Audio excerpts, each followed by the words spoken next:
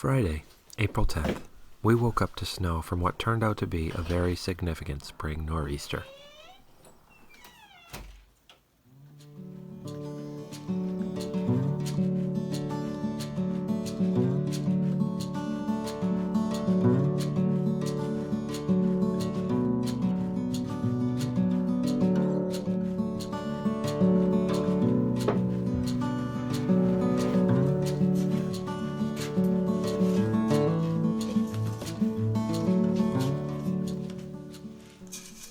We didn't have power when we woke up, and even without stepping outside, I could tell from what I could see from the doorway that we weren't likely to get power back for quite some time.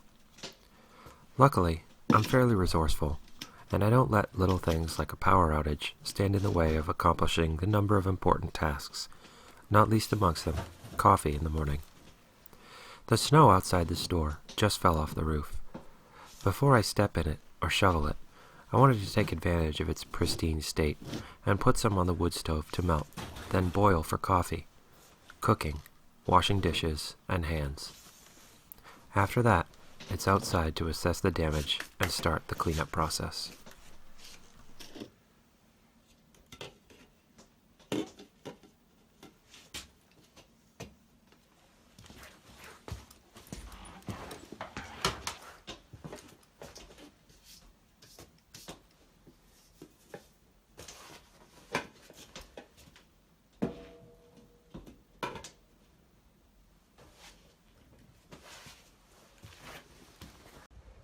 Alright, just finished cutting my way out of a driveway. Now I just got to clean all this up, take it back to the woodshed. Hadn't intended to work on firewood today, but nature had other plans last night. We got about foot and a half, I don't know. Hard to measure now because the sun's out. It's probably 50 degrees. It's melting like crazy. But we definitely had a lot of snow this morning when I woke up. Trees down everywhere on the road. So we couldn't even get out of the driveway. I had two big trees across. And I just finished cutting those to the point where we can get the vehicles out in an emergency if we need to. And I'm gonna take all this back, come back and get another load, and then I should be able to get the tractor through so I can plow the driveway. It's never a dull moment, spring in Maine. I haven't even looked out down the road yet, but the neighbor says there's trees down everywhere. Nobody's got power down here, so a lot of work to do. We'll wait till the snow melts as long as we can get out. But after I get done this, time to go see how the plants fared. I'm sure they're fine. Looks like they've got a nice blanket of snow. Nothing caved in. Knock on wood. Snow's not off yet.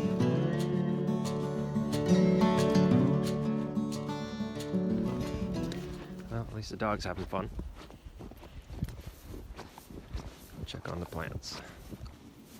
Just enough snow to be a pain.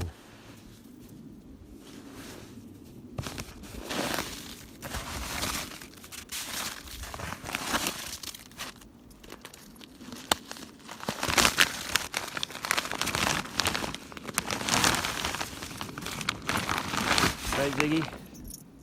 Just enough to be a pain. I didn't bring a shovel or gloves, so hands are cold, and I used one of my trays to get as much of this off as I could. And just gonna check under here. I know what the answer is gonna be. This manure is amazing. Yeah, there we go. Awesome. Nice and warm in there. I can feel the heat coming off that. That's pretty awesome. That was a big storm. Looking back through my yearly notes, I'm aware that here in central Maine, we receive a storm like that around tax day every year. Sometimes it's a driving rain, and sometimes, like this, it's snow. But rarely is it enough snow to do the amount of damage this storm inflicted. Now that it's been a couple weeks, we also have power from the grid again, and that's allowed me to put more focus on the process of cleaning up from such a devastating storm. One big piece of that effort is chipping all the downed limbs that are too small to be useful as firewood. Between the driveway and some cleanup I did for the neighbors just along our road, I probably got 3 or 4 cords of firewood, which I still need to fully process. I still haven't even begun to clean up in the woods.